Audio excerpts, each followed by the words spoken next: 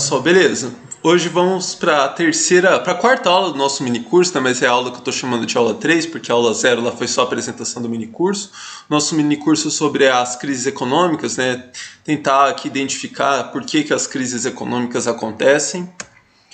Então, nessa aula 3, eu vou encerrar aquilo que seria um módulo inicial aqui do nosso minicurso, em que eu apresento essas determinações fundamentais da economia capitalista. Então, a partir da próxima aula, a gente já vai entrar na discussão específica, né? Vou avançar para uma discussão, né? O que é uma crise econômica, e aí, na sequência, para entender finalmente, né, por que elas acontecem. Eu já tinha até dado um spoiler aí para vocês, né, que eu ia começar esse vídeo aqui falando das modalidades de capital, né, as suas funcionalidades, porque acho que é uma dúvida que todo mundo que quando começa a ter contato ali, né, com a economia, com a crítica da economia política, né, com o pensamento do Marx, pera, se o mais-valor, né, ele é gerado na produção de mercadorias, para que serve capital comercial? Para que serve capital financeiro? Ainda mais hoje a gente olha, né, para algumas facetas mais parasitárias, principalmente do capital financeiro. A gente fala, pô, mas eles têm uma funcionalidade, né? Por que esses negócios existem? Essa questão para que essas questões parasitárias, esses conflitos, isso aí talvez seja tema, né, de um outro minicurso. Aí vai depender, enfim, se eu conseguir chegar no final desse aqui, se der tudo certo, eu volto com o mini curso aí para discutir essas modalidades de capital. Aqui, para o fim aqui da discussão das crises, eu só vou precisar apresentar rapidamente, né, a funcionalidade, né, do capital comercial e do capital financeiro. Capital comercial, ele permite um encurtamento, né, no tempo de realização do mais-valor. Eu falei que o mais-valor ele é produzido com a produção de mercadorias, só que ele fica lá em potência, né, ele foi gerado, mas ele está lá de forma latente. Ele só vai ser realizado, de fato, né, ele só vai se converter em dinheiro, né, virar aquele delinha, né, que eu falei no início da aula 1, com a venda das mercadorias para o consumidor. Ou seja, eu coloquei até aqui, inclusive, estou lendo uma própria slide, tem aqui o delinha aqui no final. Então, somente quando a mercadoria é vendida para o consumidor final, que aquelas mercadorias são convertidas novamente em dinheiro e retornam, né, para o novo ciclo de produção de mercadorias.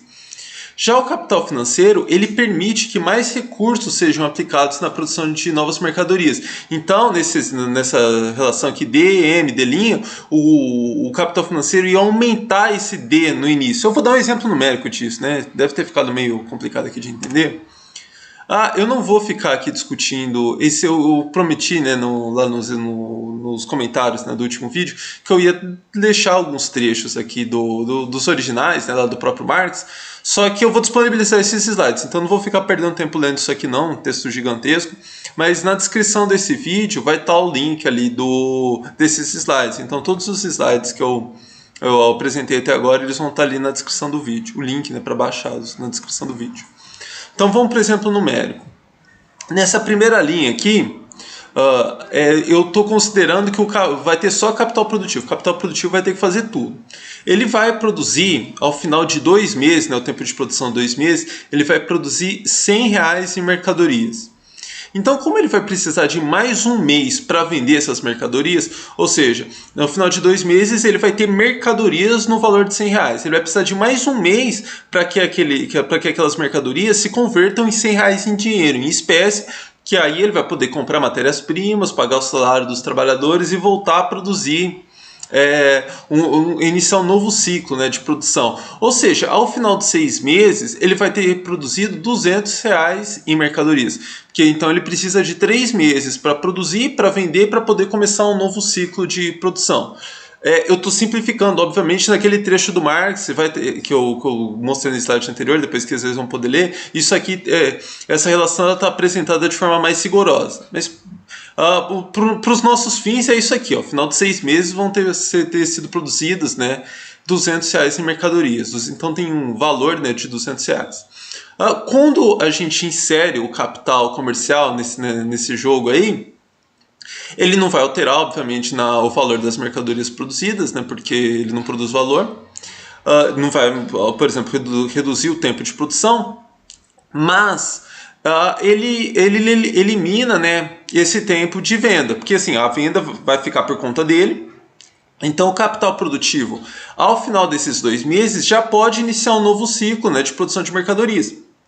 Ao final de 2 meses, o capital produtivo pega todas aquelas mercadorias, passa lá para o capital comercial que se preocupa com isso, porque já antecipou esse dinheiro para o capital produtivo. Então, no final de 2 meses, ele produz R$100, 4 meses R$200, em 6 meses R$300. Ou seja, veja aqui a funcionalidade do capital comercial. Enquanto na primeira linha, né, na primeira situação, foi produzido no final de 6 meses apenas R$200, aqui já foi produzido R$300.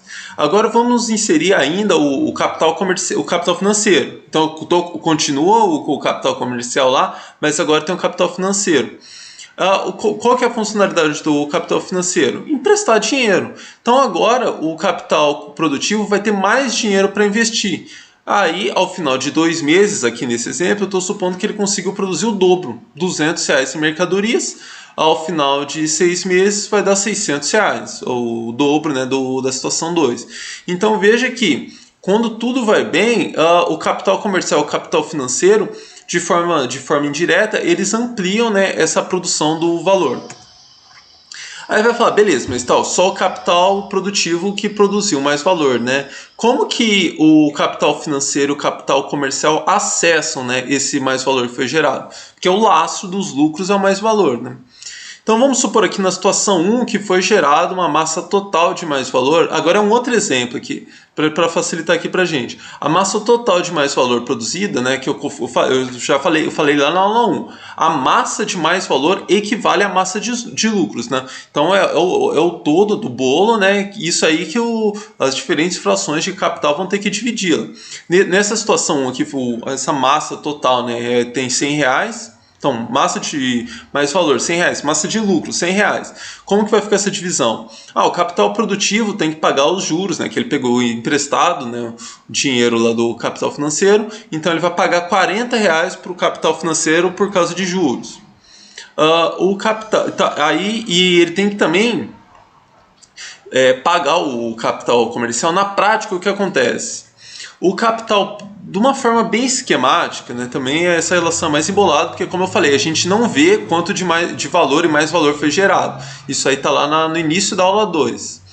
Mas, supondo aqui, enfim, que a gente tivesse alguma métrica para saber, né, o quanto de valor foi gerado, o capital produtivo ele venderia essas mercadorias para o capital comercial um preço abaixo do valor que foi gerado. Por quê? Porque o capital comercial vai ter que se apoderar de uma parte daquele valor. Então, nesse exemplo, é o seguinte, ele pagou R$40 para o capital financeiro na forma de juros, 35, ele vendeu, né, essas mercadorias para o capital comercial R$35 também abaixo do seu valor, e o capital comercial, portanto, se apodera desses R$35. Isso aqui, gente, essa relação aqui, 40 para o capital financeiro, 35 para o capital comercial, é completamente arbitrário esses números. Não há uma relação, isso aqui é uma discussão ali lá da meiuca, lá do livro 3 do Capital. Não há nenhuma determinante objetiva que determina quanto que é distribuído na forma de juros, quanto que fica para lucro comercial. Isso aqui é uma relação de choque, uma relação de poder entre as diferentes modalidades de capital. Novamente, se eu tiver a oportunidade de fazer um outro mini curso, né, sobre essas modalidades de capital, eu discuto melhor como que se dá essa relação.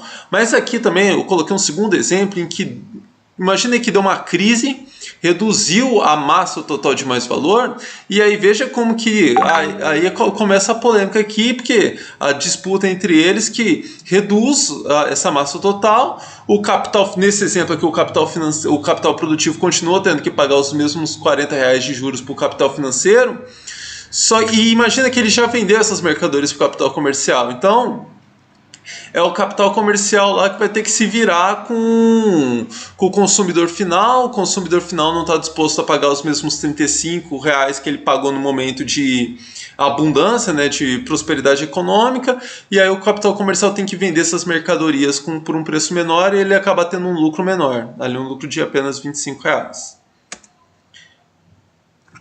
Então, eu já até, no exemplo aqui, eu já falei da crise, né? Então, vamos melhorar um pouquinho essa relação, né? O que acontece quando chega a crise, né?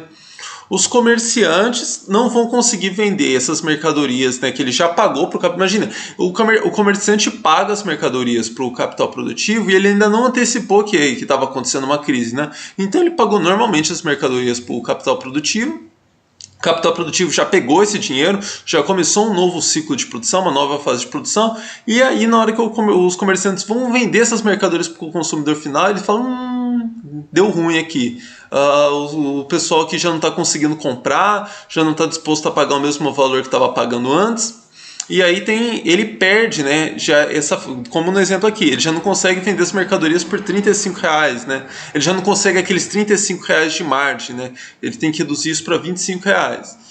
Enquanto isso, imagina agora uma outra situação, né, que o comerciante ele já sentiu que está acontecendo a crise e ele chega para o capital produtivo e fala, não vou poder pagar aquilo que eu estava pagando pelas mercadorias, vou ter que pagar um valor inferior. E aí com essa margem menor, o capital produtivo não consegue honrar os compromissos dele lá com o capital financeiro. Então veja como quando acontece a crise, como ela vai contagiando toda a cadeia, né? Ela normalmente começa com o capital comercial sentindo os efeitos dela, passa para o capital produtivo e aí chega finalmente no capital financeiro. Mas isso aqui é só um exemplo.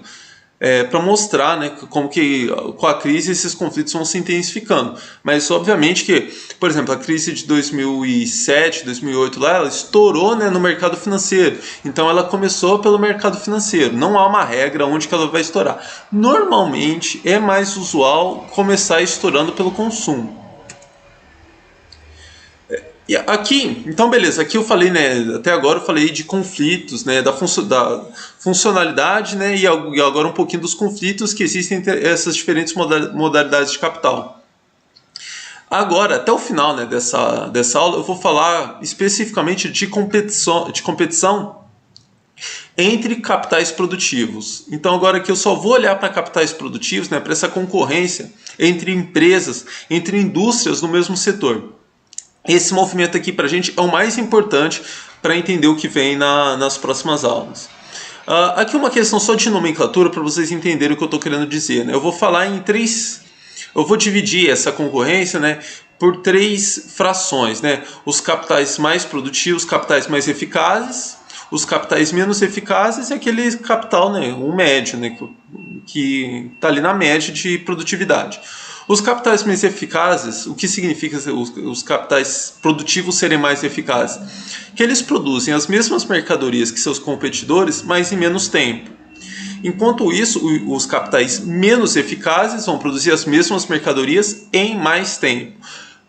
De novo, estou simplificando. Na realidade, você pode ter capitais que produzem mercadorias mais elaboradas e, sendo mais produtivos, produzirem mercadorias mais elaboradas. Os capitais menos eficazes podem simplificar, produzir umas mercadorias mais vagabundas aí para ver se consegue roubar mercado ali. Enfim, aqui, para simplificar, as 3 frações, né, vão produzir as mesmas mercadorias, mas vai variar o tempo necessário, né, para a produção. E aí, qual que é o benefício, né, do capital? Novamente, eu já vou mostrar em números, né? Mas aqui ainda, qual que é o benefício de você ser mais eficaz? Você adquire uma fatia adicional de mais valor. Então, você adquire até uma fatia de mais valor que não foi produzida nas suas fábricas. Você sendo o capital produtivo mais eficaz, você consegue roubar o mais valor que foi gerado lá nas fábricas dos capitais menos eficazes. E de novo, a gente não vê isso no dia a dia porque o valor é algo que está ali só implícito, né? É algo que está ali nos bastidores. A gente não tem essa métrica objetiva. Fala, não, na fábrica dos capitais mais produtivos foi gerado R$100 em valor. Lá nos capitais menos eficazes foi gerado R$200. E aí o capital produtivo mais eficaz roubou 50 de mais valor lá. A gente não sabe isso. Tem uma série de mecanismos indiretos que a gente consegue atestar, né? Porque que esses fenômenos acontecem. Eu vou dar um exemplo aqui agora, mas há outras formas, né, que isso acontece. Então vamos lá, em números, né? Agora até o final, né? Até o final dessa aula vai ser esse mesmo exemplo aqui. Então eu vou levando ele, são acho que 3 ou 4 tabelas, mas eu vou levando esse exemplo para as tabelas seguintes. Então vamos lá. Na primeira coluna ali, né, eu dividi capital eficaz, capital médio e capital ineficaz. Tempo necessário para produzir 100 unidades. O capital eficaz demora 4 horas, o capital médio 6 horas e o capital ineficaz 8 horas. Então, imagina que aqui ao final, né, de um dia de produção, um dia de 8 horas, né? Então imagina que a fábrica trabalha, todas as fábricas elas operam por 8 horas, né? O capital eficaz conseguiu, né, produzir 200 unidades, o capital médio 133 unidades e o capital ineficaz produziu 100 unidades. Se o preço médio de venda dessas unidades, de novo, o preço médio aqui vai ser determinado lá no mercado. Aqui eu não estou falando em valor, estou falando em preço, o preço que essas mercadorias vão ser vendidas lá nos supermercados. O preço médio de venda delas é R$5, então significa que o capital eficaz vai vender, né, R$1.000, vai colocar, né, R$1.000 em mercadorias no mercado, o capital médio 665 mercadorias e o capital ineficaz 500 mercadorias. Porque, veja aqui, por que eu estou trabalhando com preço? Porque o capital eficaz, ele pode, né, imagina assim, que o capital eficaz ele pode nem empregar força de trabalho. Para ele ser mais produtivo, para ele conseguir produzir em 4 horas, ele pode só empregar robôs. Basicamente tem uma pessoa lá que coloca a matéria-prima, os robôs fazem todo o trabalho e depois a pessoa tem um outro trabalhador lá só para encaixar colocar aquelas mercadorias na embalagem e tal. Então o processo pode ser totalmente automatizado, o que na prática significa que o capital eficaz não gerou nada, gerou pouquíssimo mais valor. Enquanto o capital ineficaz pode ter o processo produtivo assim, completamente executado na totalidade, né, por força de trabalho. Então quase que o capital ineficaz é quem está gerando toda a massa de mais valor, só que e aí o capital eficaz ele vai roubar esse mais valor gerado lá pelo capital ineficaz justamente porque ele foi mais produtivo. Essa relação eu vou voltar a ela algumas vezes ainda no mini curso. Aqui é um primeiro contato, né, nosso com essa relação, mas então assim, não se preocupe em entender a questão nos mínimos detalhes, mas é interessante entender para onde que esse movimento vai, né? Primeira coisa aqui, né, que eu coloquei ali em laranja, que é importantíssimo para a gente, é que o capital eficaz não necessariamente é quem produz mais valor, ou quem produz mais valor, tratando aqui tudo de uma forma genérica. Então, complementando aqueles números que eu apresentei no slide anterior, né? Com preço de venda de R$100, a gente vai supor aqui que o capital eficaz, imagine que o capital mais eficaz ele realmente precisou comprar maquinário, né? Ele é um processo mais automatizado, ele precisou investir, portanto, mais que os demais frações de capital. Então, suponha que ele investiu 450, enquanto o capital médio e o capital ineficaz investiram R$400. Então, eles investiram R$400, o capital eficaz R$450, geraram, né, mercadorias no valor de 1.665,500 e ali no final tem a massa de lucro, né? R$1.000 menos 450, 550, então o capital eficaz vai se apropriar de uma massa de lucro de 550, o capital médio vai se apropriar de uma massa de 265 e o capital ineficaz de uma massa de lucro, né, de R$100. Isso aqui, então a gente está imaginando aqui a melhor situação possível nesse exemplo. Por quê? Agora imagina que acontece uma crise moderada. Uma crise moderada, os capitais vão ter que começar a baixar um pouco o preço de venda dessas mercadorias. Vamos supor que elas caíram, o preço de venda caiu para R$4. Mas a quantidade produzida vai continuar mesmo. Então, aqui, né, se vocês quiserem fazer essa matemática, vocês vão multiplicar aqueles R$4 por essa quantidade produzida aqui, 200 unidades, 133 unidades e 100 unidades. Então, vamos lá, o capital produtivo vai colocar, né, R$800 em mercadorias no supermercado, o capital médio 532 e o capital ineficaz R$400. Vamos supor que o capital investido continue o mesmo, né? Então a gente faz essa subtração aqui, 800 de o preço de R$ 800, menos os 450 que foram investidos, dá uma massa de lucro de R$ 350 para o capital eficaz, de 132 para o capital médio e 0 para o capital ineficaz. Ou seja, aqui nessa crise moderada, o capital ineficaz já não está tendo lucro. Agora imagina o que vai acontecer se a crise for mais severa e o preço médio de venda cair para R$ 3. Nesse caso, o capital eficaz ele ainda vai continuar tendo lucro. Aqui ele vai continuar, ele vai ter uma massa de lucro, né, de R$ 150. O capital médio já está tendo R$ 1 aqui de prejuízo. Eu juro que eu não fiquei pensando. Quando eu coloquei os números iniciais, eu não sabia que ao final do exemplo ia dar exatamente esse R$ 1 de prejuízo aqui. Mas enfim, acabou sendo um bom número. Enquanto isso, o capital ineficaz está tendo um prejuízo de R$ 100. Então, se essa crise dura aqui um período um pouco mais longo, o capital ineficaz vai ser eliminado, essas empresas vão à falência. E aí o capital eficaz abre, né, mais espaço, mais mercado para o capital eficaz e para o capital médio. Esse movimento, eu vou voltar nele já na próxima aula. Aqui, qual que é a moral da história, né? Então, o primeiro contato que a gente teve isso, o que é importante reter? Que as empresas elas devem a todo momento lutar para se tornarem mais produtivas. Então essa necessidade, né, de produzir em escala maior, em escala ampliada, não é uma questão de ganância, né? Eu sei que tem às vezes no dia a dia, né, aquela crítica mais política ao capitalismo fica, não, os capitalistas são gananciosos. Veja que toda essa necessidade de produzir mais, de ser mais produtivo, de ser mais eficaz, não é necessariamente, não, porque mais ganância eu preciso ganhar mais dinheiro. Tem também, obviamente, né, que quando você é menos produtivo, você perde, né, fatias no mercado, mas tem também uma questão de sobrevivência.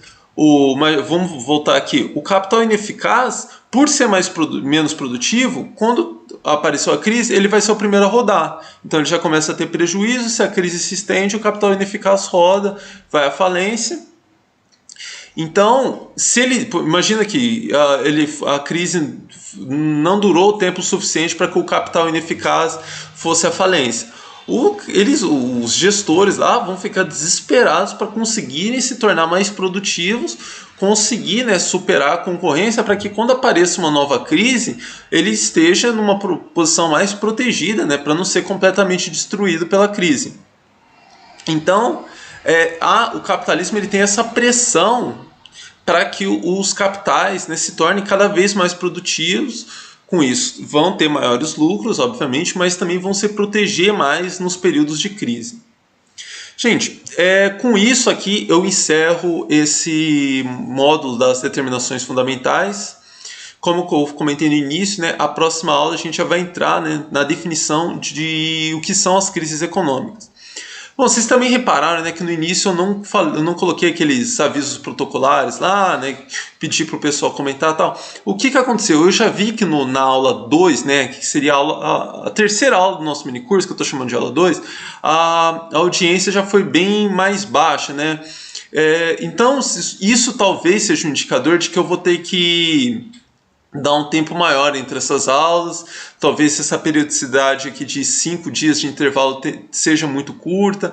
Talvez eu tenha que produzir outros conteúdos. Eu não vou ficar entrar muito em detalhes sobre isso aqui para não ficar sobrecarregando esse mini curso. Mas nos próximos dias eu vou postar aqui no canal um vídeo, aqueles vídeos simplesinhos que eu gravo, falando um pouquinho para vocês, né, algumas ideias que eu tive para contornar esse problema, algumas sugestões até que me deram, para saber também levantar aí mais ideias, ver o que vocês estão pensando, o que vocês acham das ideias aqui que eu tive, que o pessoal já me deu, para a gente contornar esse problema. E também eu já vou ter sentido um pouquinho mais de como é que está sendo o contato, né, com a audiência desse vídeo.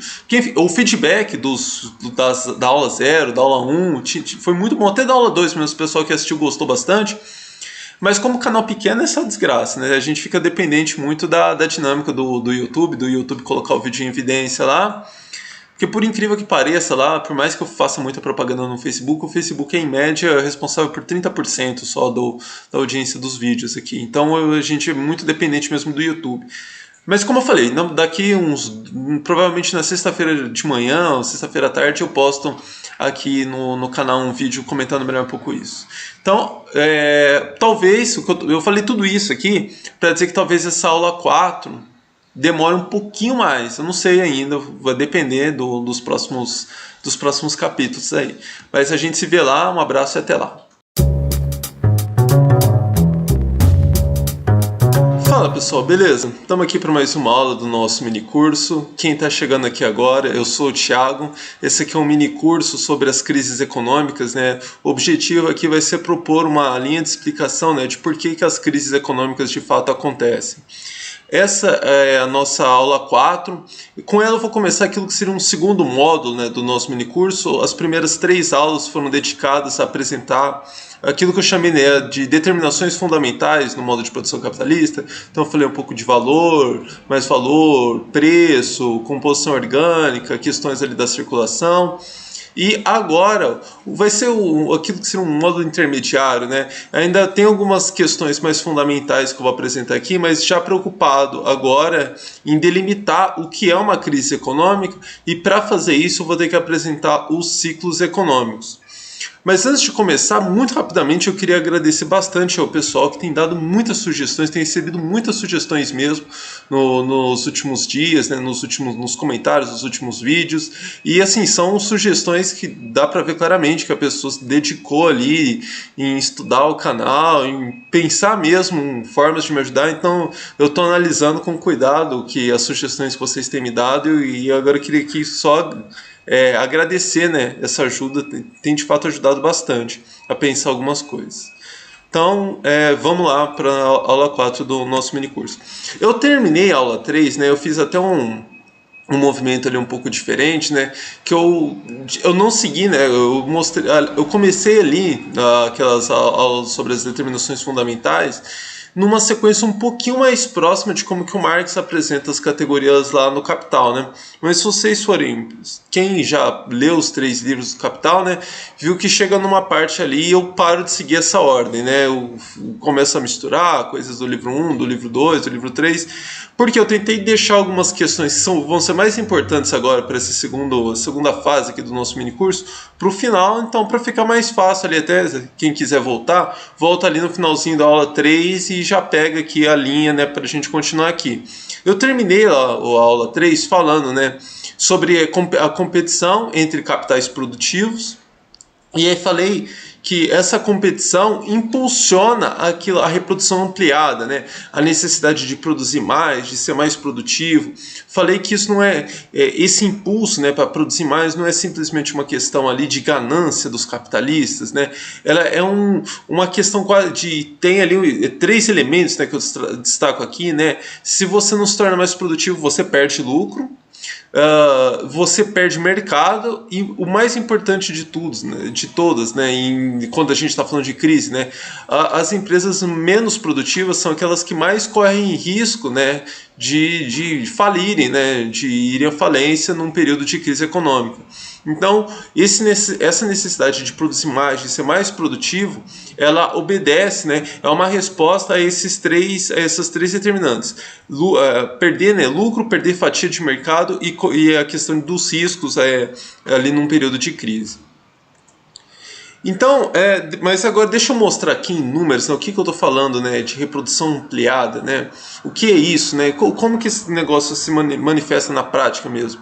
Então imagina aqui esse valor investido ali da primeira coluna ali. Imagine que isso aí é o valor que está sendo investido por todas as empresas, né, numa economia num determinado momento. Então nesse primeiro momento, né, imagina início do ano, as empresas investem, né, R$100 e produzem um valor ali de R$120. Os capitalistas, né, têm ali tem ali então um lucro, né, uma margem de 20, né, de mais valor, né, de R$20, mas parte, né, desse mais valor ele não volta para a produção, né? Porque os capitalistas precisam, né, de parte desse dinheiro para continuar sobrevivendo, e obviamente que não é uma sobrevivência, né, com níveis módicos, né? Tem que fazer festas, tem que dar uma ostentada aí. Então imagina que nesse caso, né, metade, né, desse valor que foi produzido, desse mais valor que foi produzido, ele vai ser consumido improdutivamente, e os outros R$10 voltam aqui, e no início do período 2, o valor investido agora não é mais 100, é 110. Veja que há um crescimento então do valor investido, a partir, imaginando, né, que essa mesma produtividade seja mantida, vai ser produzido um valor ali de 132, os capitalistas vão poder aumentar o seu padrão de vida, então consumir agora improdutivamente 11 ao invés de 10, e ainda assim voltar mais, investir um valor maior ainda no início do período 3, ali um valor de R$121, vão produzir ainda mais, vão poder consumir mais improdutivamente, no período 4 investir um valor ainda maior, de 133, produzir um valor ainda maior e consumir ainda mais um valor improdutivamente ainda maior. Então, eu deixo aqui uma passagem do Marx, né, que como eu comentei com vocês nos últimos vídeos, né, eu vou disponibilizar esses slides no final da próxima aula. E aí vocês podem ler com calma essas passagens aqui que eu separei. Para agora não vai fazer falta não. Então, a gente viu aquele movimento, né, de produzir mais, de consumir mais improdutivamente, para no período seguinte investir ainda mais, para produzir mais.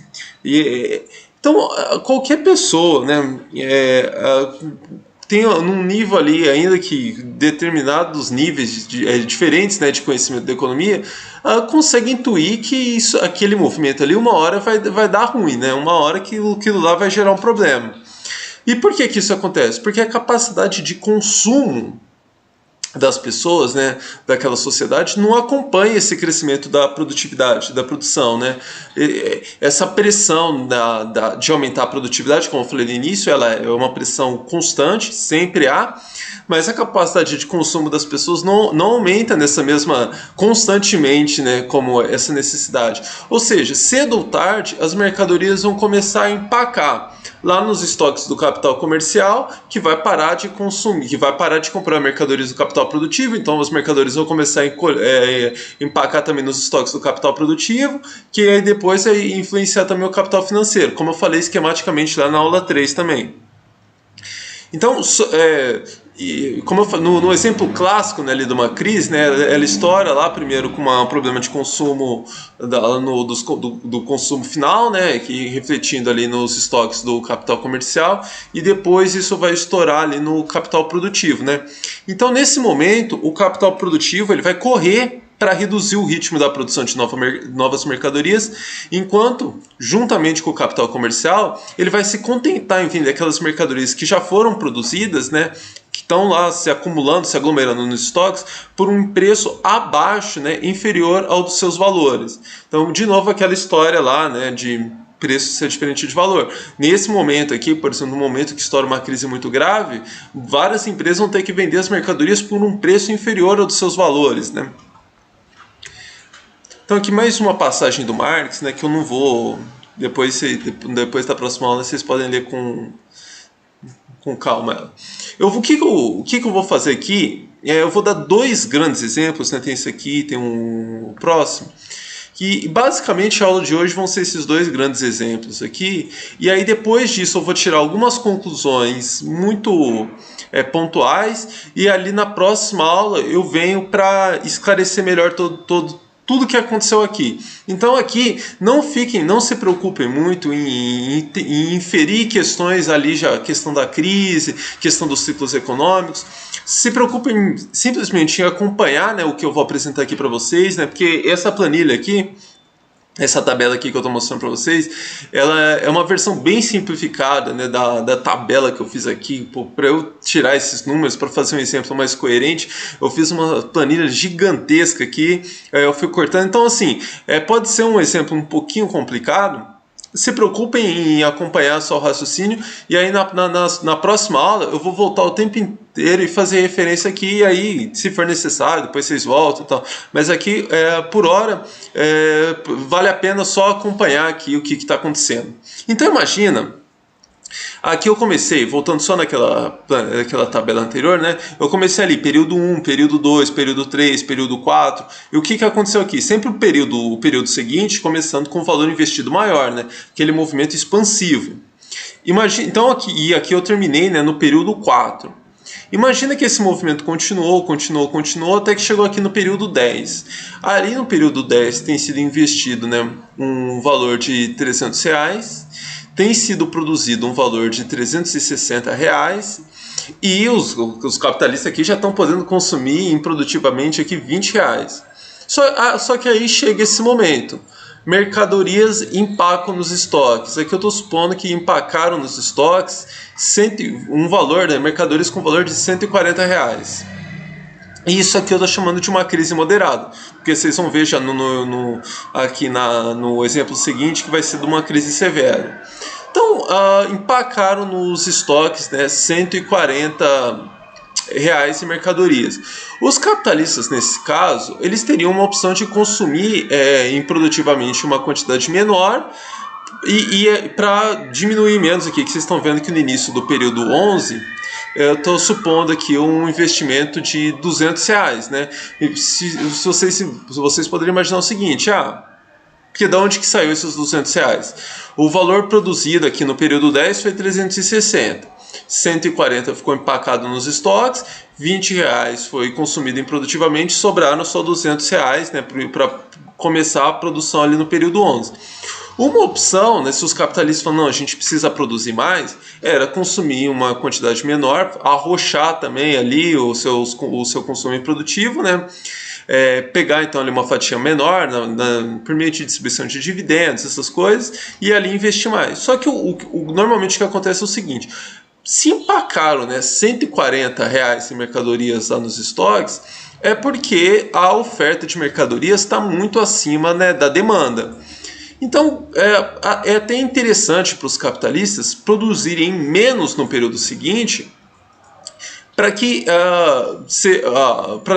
a oferta se tornar menor, né, essa oferta de mercadorias se tornar menor, mais próxima ali, né, da demanda real, e portanto não ter uma pressão tão grande para que aqueles preços caiam abaixo dos valores.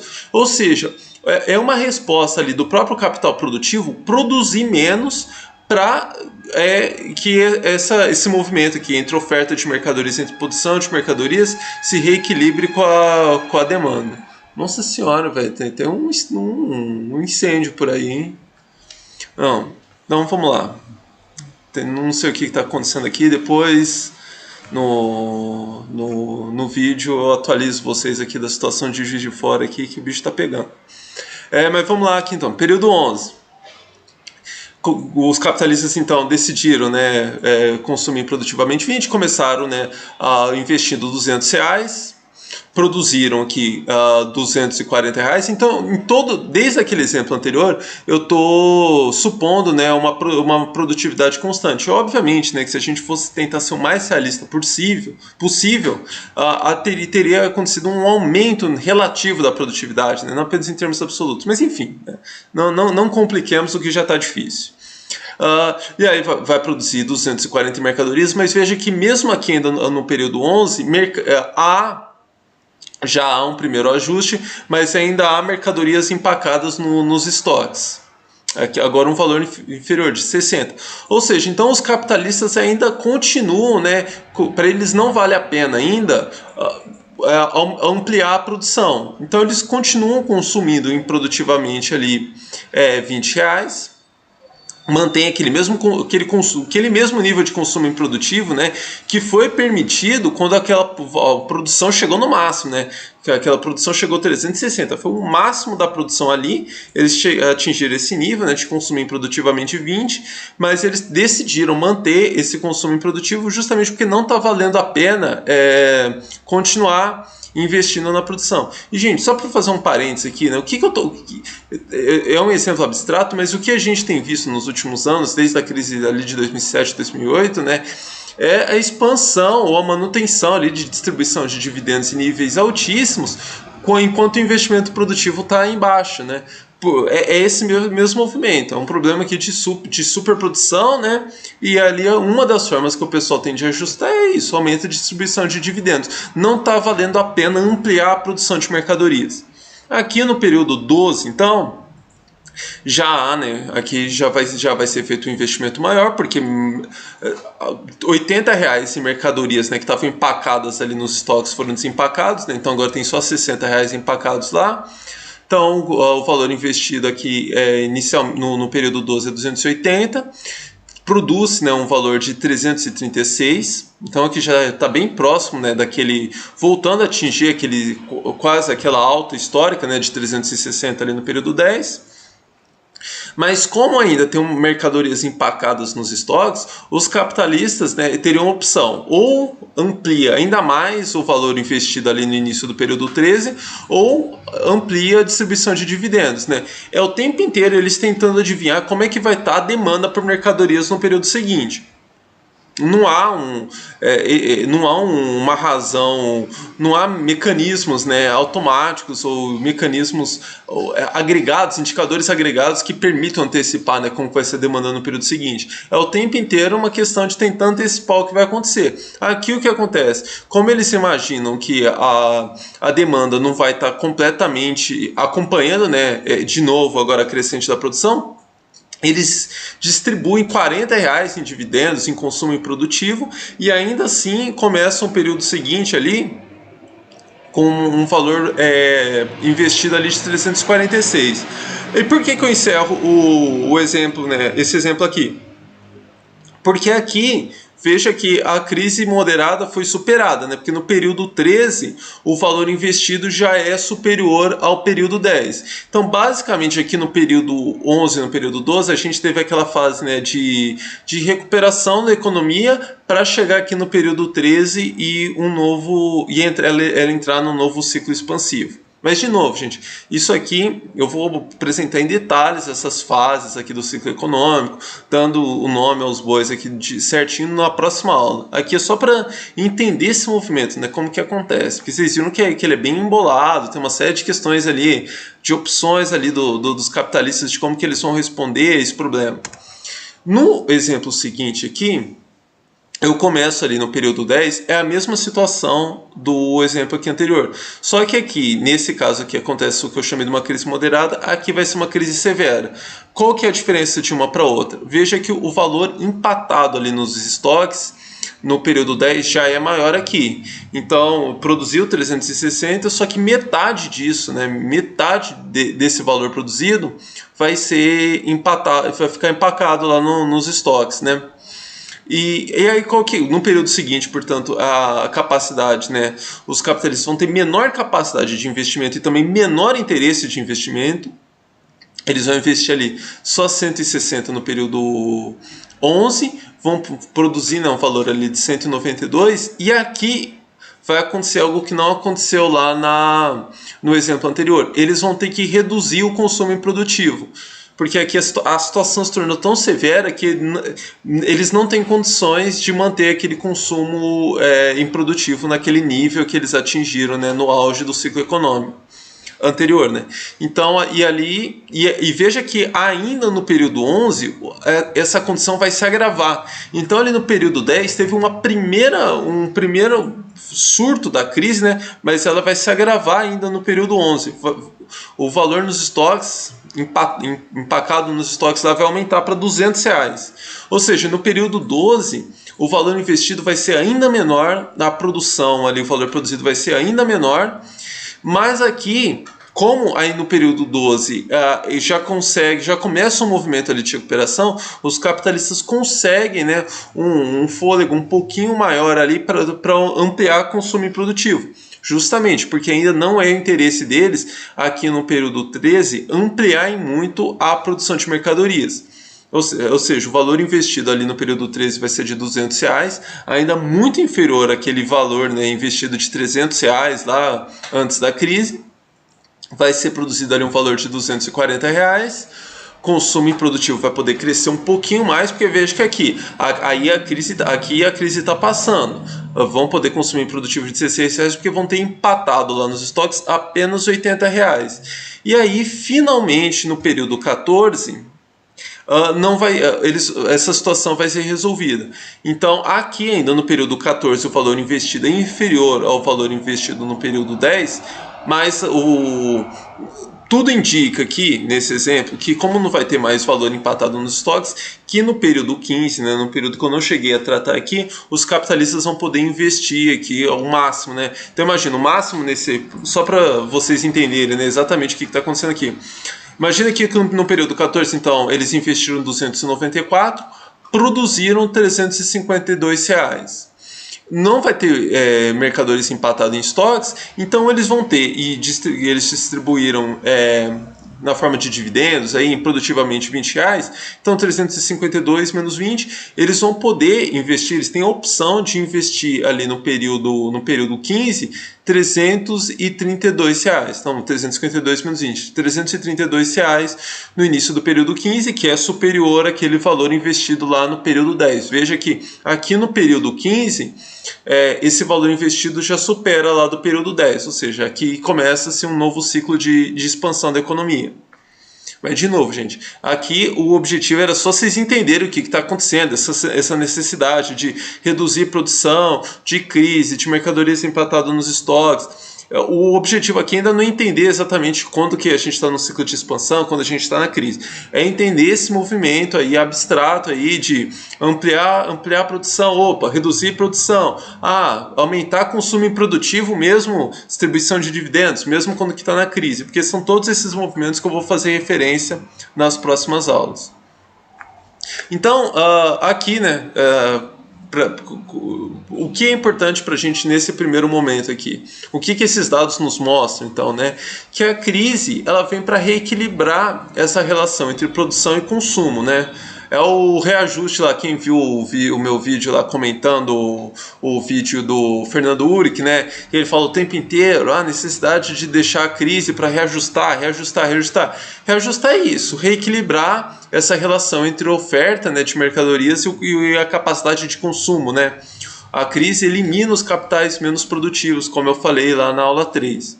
E aqui eu coloquei também uma passagem do Marx, aqui curtinha, isso aqui vale até a pena ler, né? As crises são sempre apenas violentas soluções momentâneas das contradições existentes, das erupções violentas que restabelecem, né, por um momento, o equilíbrio perturbado, né? Então o que o Marx está querendo dizer aqui? Que ali, né, a crise veio, reequilibrou aquela relação entre oferta e demanda, mas é um reequilíbrio momentâneo, né?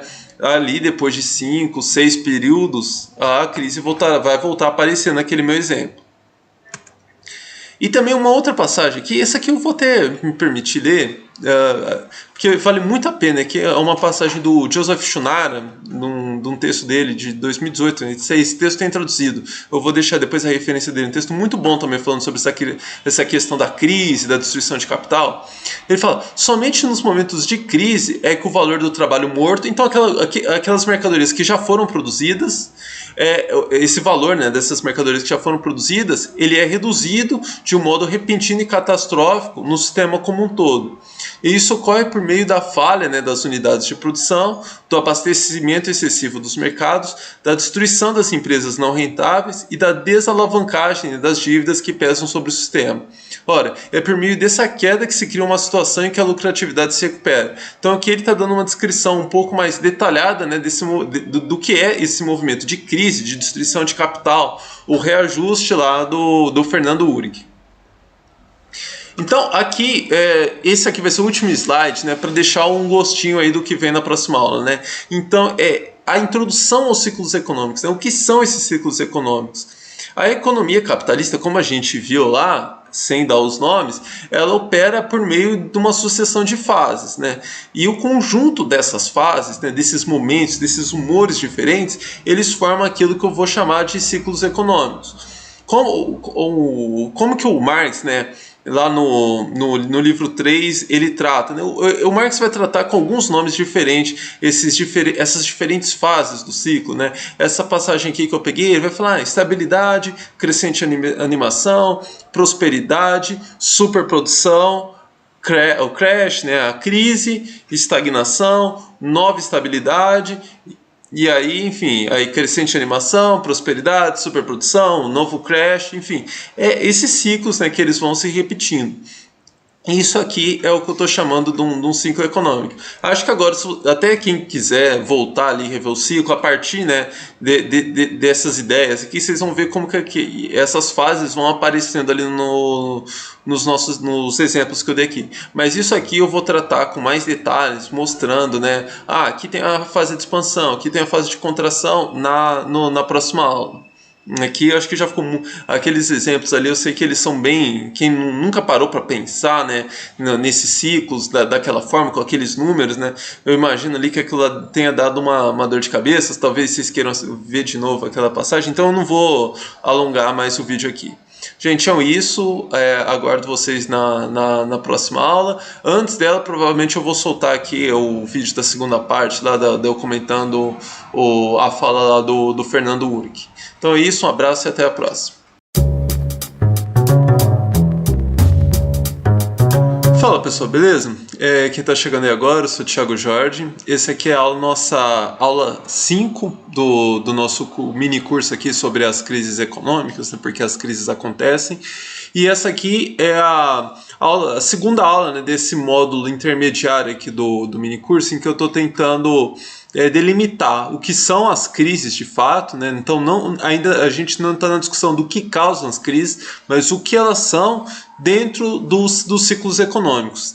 A gente fechou a última aula, aliás, na última aula eu fiz o seguinte, né? Eu apresentei essas duas tabelas e fechei a aula com esse slide aqui, né? Falando o que são ciclos econômicos. Antes de eu entrar nos ciclos econômicos, deixa eu agora explicar para vocês por que eu fiz isso aqui, né? Por que eu comecei com essas tabelas para depois apresentar os ciclos econômicos, né? Enquanto que eu acho que vocês devem ter falado, acho que fazia mais sentido ele explicar para a gente o que é o ciclo econômico conceitualmente, para a gente poder ver o ciclo nas tabelas.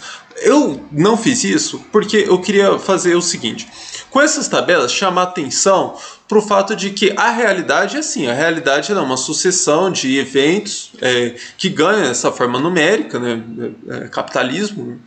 E a gente, depois os economistas, enfim, os analistas vão pegar esses fatos da realidade e tentar transformar isso em conceitos ou dar uma explicação do que aconteceu. Então, o primado, obviamente, é dessa sucessão de números, de eventos, de investimento, de ajuste em desemprego, ajuste em oferta e demanda. E depois disso, a gente vem, os economistas vêm, né, o pessoal que está estudando, e tenta categorizar isso. Eu vou seguir esse mesmo movimento aqui justamente para mostrar que o nome que a gente dá para isso, a forma com que a gente explica esses eventos, varia de pessoa para pessoa. Eu vou inclusive utilizar uma nomenclatura aqui diferente do próprio Marx, embora eu vou colocar sempre aqui aquilo que o Marx falou, que aí vocês podem comparar. Não, o que eu acho mais interessante. Mas o fato é o que é fundamental a gente entender é que o primado, né, aquilo que vai delimitar se algo está certo, se um nome é melhor, se outro nome é pior, ou às vezes se os nomes não fazem diferença, que eu vou sustentar aqui, que eu acho que o nome que a gente dá para a coisa não faz tanta diferença assim. Mas o que delimita isso, se está certo, se está errado, é a própria realidade, são os dados, são a forma com que as coisas de fato estão acontecendo. Bom, então eu terminei a aula passada com esse slide aqui, né, falando que a economia capitalista ela opera, né, por meio de uma sucessão de fases, e o conjunto dessas fases, né, então, do conjunto de todas essas fases, forma aquilo que eu chamo, os economistas chamam, né, de ciclos econômicos. Aí eu coloquei ali uma passagem do Marx que ele vai falar o seguinte: estabilidade, crescente animação, prosperidade, superprodução, crash, estagnação, nova estabilidade. Então isso aqui, nos termos do Marx, né, formaria um ciclo econômico. Tem uma outra passagem dele, isso aqui eu acho que não cheguei a mostrar lá ainda, que ele vai colocar o seguinte: A economia capitalista assume a forma de um ciclo decenal. Então, decenal é de 10 anos. Há uma série de polêmicas ali, mesmo dentro da marxologia, se o Marx entendia que os ciclos econômicos levavam 10 anos. Isso para a gente hoje não tem a menor importância. Mas a ideia, só para entender, é que o ciclo, né, desde a fase de prosperidade até a crise, a estagnação, ele levaria 10 anos. Então, quando começaria uma nova década, o ciclo estaria se renovando, começando um novo ciclo. Mas, enfim, essa periodicidade para a gente não é importante, inclusive por todos aqueles motivos que eu já discuti lá no vídeo, no Reaction de Cepalo Neto, lá na fala do Fernando Uric, né, que hoje, nesse contexto contemporâneo, esses ciclos eles estão, no mínimo, atenuados, tem a aparência dos ciclos, enfim, mas vamos aqui para a passagem. Então, a forma do ciclo decenal interrompido por oscilações menores, de períodos de vitalidade média, produção a todo vapor, crise, estagnação. Então aqui é uma outra forma que ele encontrou para explicar de novo o ciclo, né? Gente, é o seguinte, eu vou colocar esses slides aqui nos comentários, né, na descrição do vídeo, né? Então aí vocês vão conseguir baixar tanto os slides da aula passada como dessa, e aí eu vou arrumar esse negócio aqui que eu combinei, que eu ia colocar aqui inclusive o capítulo, né, do qual eu tirei essas passagens. Bom, aí o que eu vou fazer agora? Eu coloquei aqui, né, então, a forma com que o Marx apresenta os ciclos, e a partir daqui eu vou apresentar como eu acho que fica mais didático para a gente perceber os ciclos, ou como que eu acho que os ciclos é uma forma que eu acho um pouco mais aproximada de ver os ciclos econômicos. Mas enfim, de novo, eu vou chamar atenção aqui para algumas questões que eu vou colocar de forma diferente para o Marx, mas o fato é que o que interessa mesmo é aquelas tabelas, como que os números, né, aquela sucessão de eventos. Então vamos começar pela fase de expansão, né? O que é a fase expansiva do ciclo econômico, né? É o momento em que o mercado consumidor está mais aquecido, então tem a demanda, né, supera a oferta. Isso impulsiona, né, a lucratividade, uma alta na lucratividade, então a taxa de lucro está crescendo. Começa a crescer a taxa de lucro, né? Com algum retardo, os gestores do capital começam a aumentar o investimento. Eu mostrei essa relação aí também lá no vídeo lá do Fernando Uric, né? E eu vou mostrar aqui no mini curso. Podem ficar tranquilo que a gente vai chegar nessa aula. Depois tem os gestores de capital aumentaram o investimento. O investimento é tanto em maquinaria quanto em compra de força de trabalho. Então começa a ter uma pressão para diminuir a taxa de nível de desemprego. Na medida em que diminui o exército industrial de reserva, diminui o desemprego, tem uma pressão positiva sobre a massa salarial.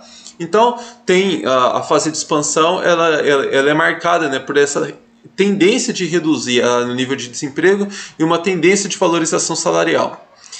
Por que aí aqui o Marx coloca nessa fase de prosperidade e ali chegaria um crash? Por que eu coloco antes aqui a fase de estagnação? Porque acontece alguns movimentos ali que são sutis que eu acho que ficam mais evidenciados se a gente acrescenta aqui a fase de estagnação. Por quê? Porque chega uma fase desse ciclo de expansão que o mercado consumidor satura, porque imagina, as empresas estão aumentando o investimento, estão aumentando a capacidade produtiva, chega uma hora que começa a ter esse equilíbrio aqui entre oferta e demanda. Mas, como eu já comentei antes, e eu vou comentar ainda nos próximos vídeos, né, esse equilíbrio, né, não é perceptível, né?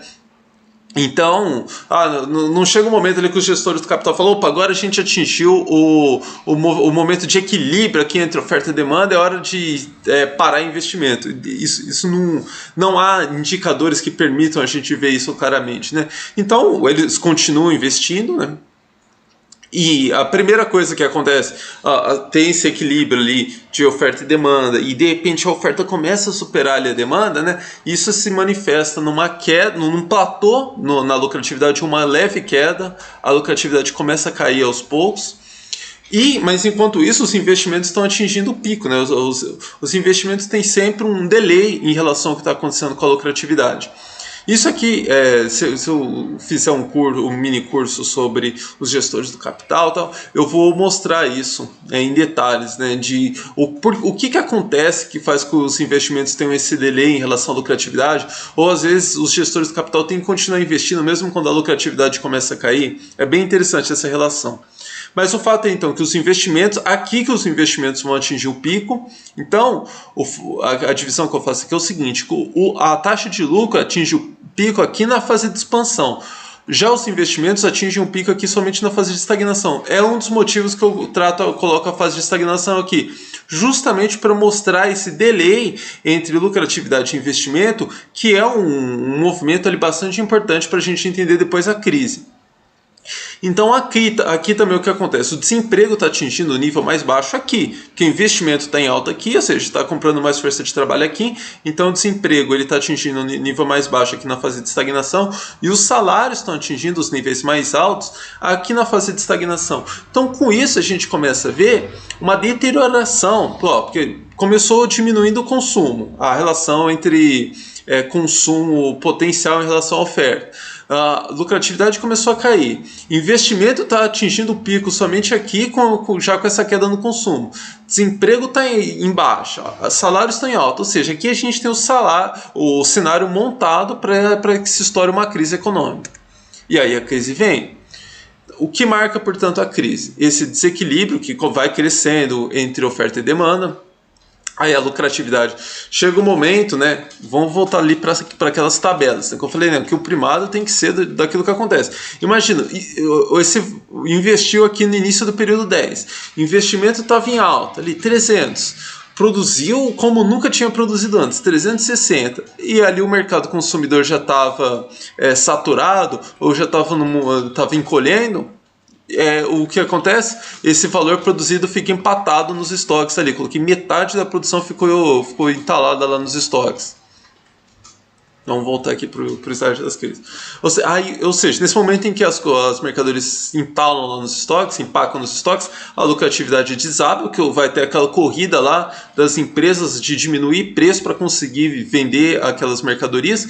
Imagina, tem mercadoria que, beleza, você consegue acondicionar direitinho lá no estoque e ela não vai estragar, mas tem aquela história de produtos perecíveis, tem aquela história de produtos, ainda que seja, por exemplo, imagina, bens duráveis, mas que você não pode se dar o luxo de estocar aqueles produtos por um longo período, não só por causa da deterioração, né, da depreciação daqueles produtos, mas pelo fato do desenvolvimento tecnológico. No ano seguinte, você já tem que lançar um produto mais moderno. Imagina a história de carros, né?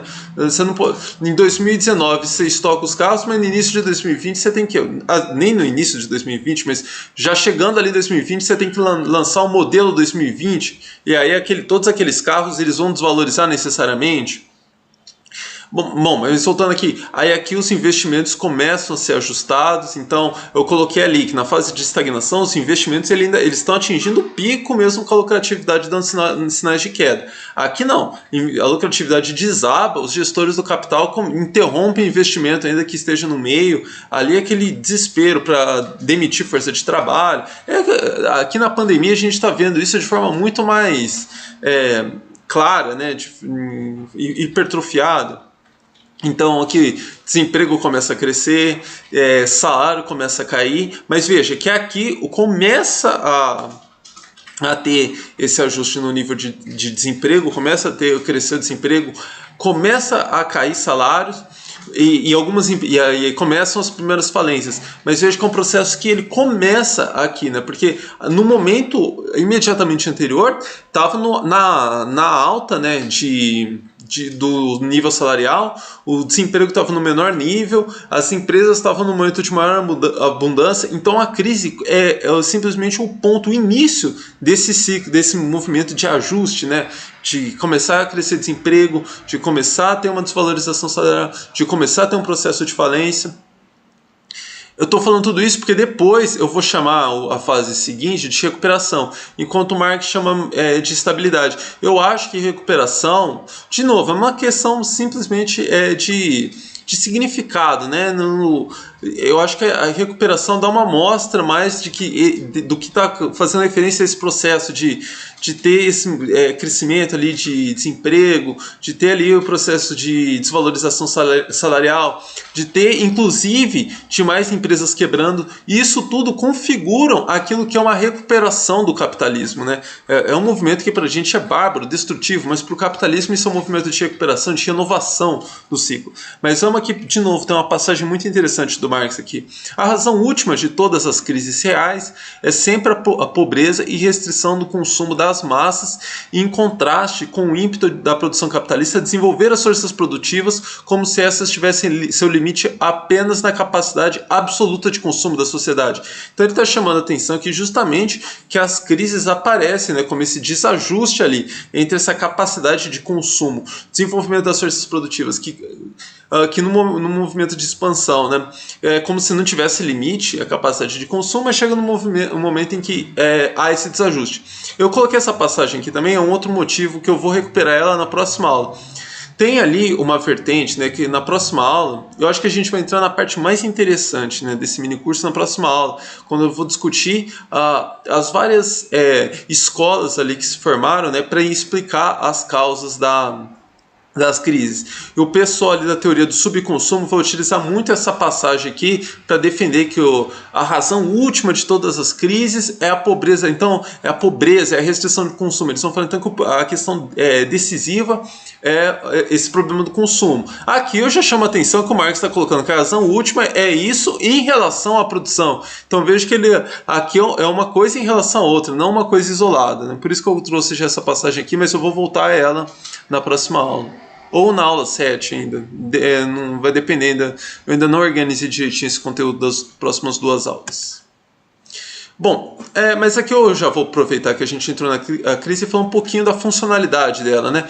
A crise ela tem essa função, então, de queimar o capital excedente, então de reajustar a produção, capacidade produtiva excedeu a oferta, a crise vem, queima capital excedente. O que é queimar capital excedente? É não só destruir mercadorias, né, que vão ficar ali entaladas nos estoques, então que elas vão perder a sua função, né, vão ter que ir diretamente para o lixo, mas também por causa daquele processo de falência das empresas, né. Isso também é destruição de capital, movimento absolutamente necessário para a renovação do ciclo econômico.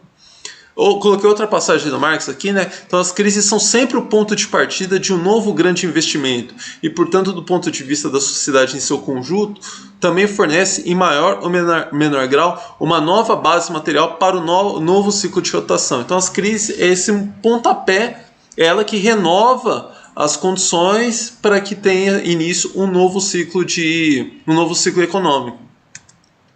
E aí por isso que eu gosto de chamar essa fase seguinte de fase de recuperação. Mas de novo, é só uma questão de nomenclatura.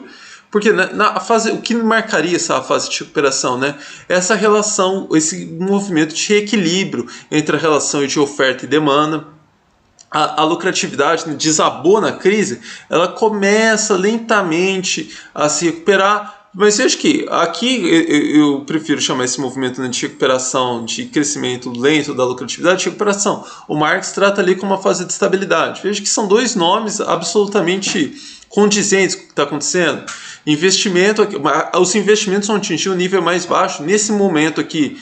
Porque, veja, a crise desaba com a lucratividade e aí tem aquele movimento, né, de ajuste da lucratividade, ajuste dos investimentos, né? Então o investimento vai atingir o nível mais baixo aqui, mas na medida em que ele atinge o nível mais baixo, ele também começa a se recuperar aqui.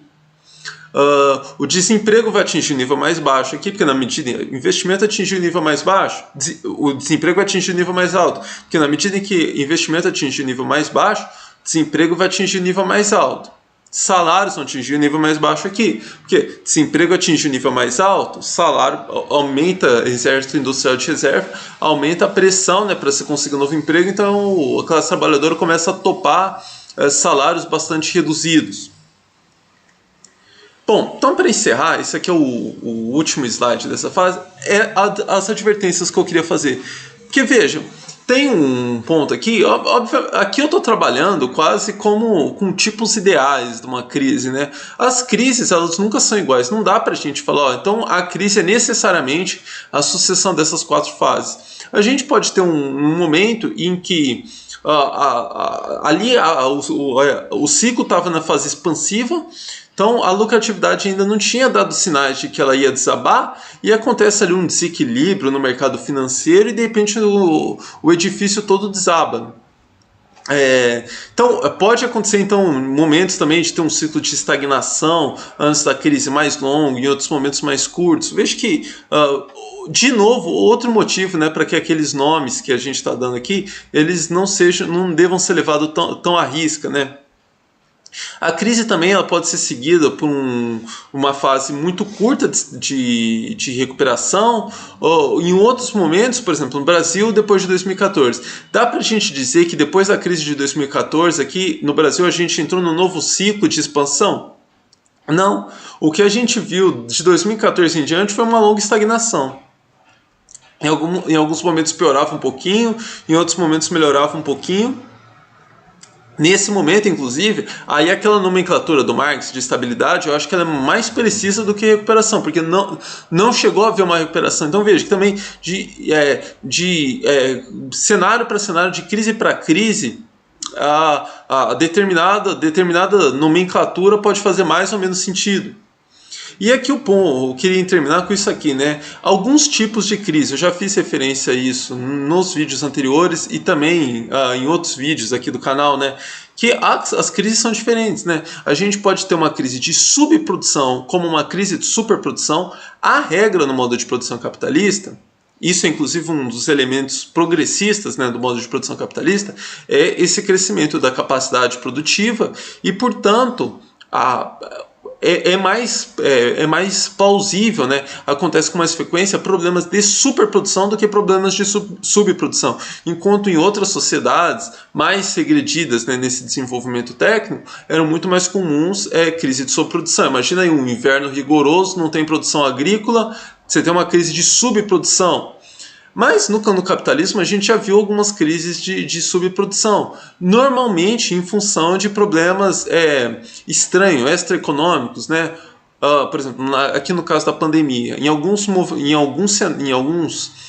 mercados, né, em alguns setores teve um problema de subprodução, o pessoal não podia ir para o trabalho, você tem um problema de subprodução. Na época da greve dos caminhoneiros, teve também ali alguns choques, né, momentâneos de subprodução.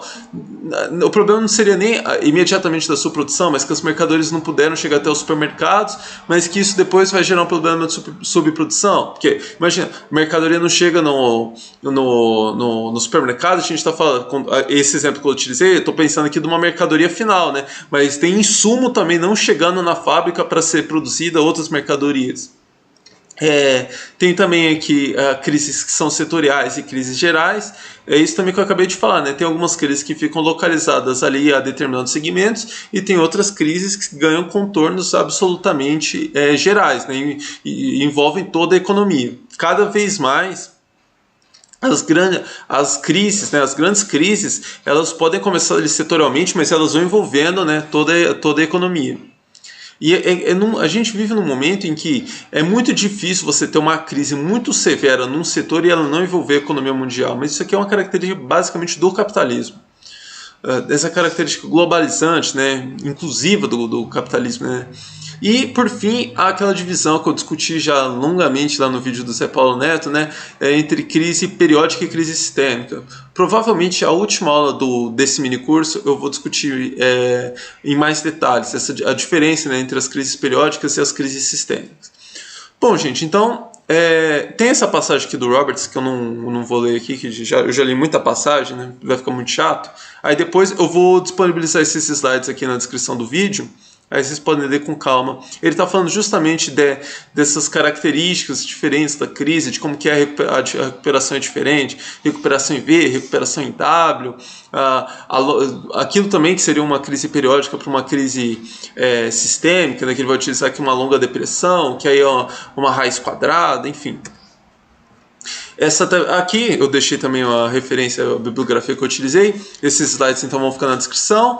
E a gente se vê na próxima aula. Na próxima aula eu vou entrar então nessa parte mais interessante do mini curso, que é discutir por que as crises acontecem. E aí eu vou passar por várias correntes teóricas. Então eu vou passar ali pelo pessoal do subconsumo, pelo pessoal da Profit Squeeze, a turma lá da superprodução, falar um pouquinho da Verde Critique, depois vou falar do pessoal lá da financiarização, enfim, vou passar por várias escolas ali dentro da tradição marxista mesmo, e algumas incluindo um pessoal ali, um pessoal ali com os regulacionistas, né, um pessoal ali que tem um pé no keynesianismo, mas tenta combinar com categorias marxistas.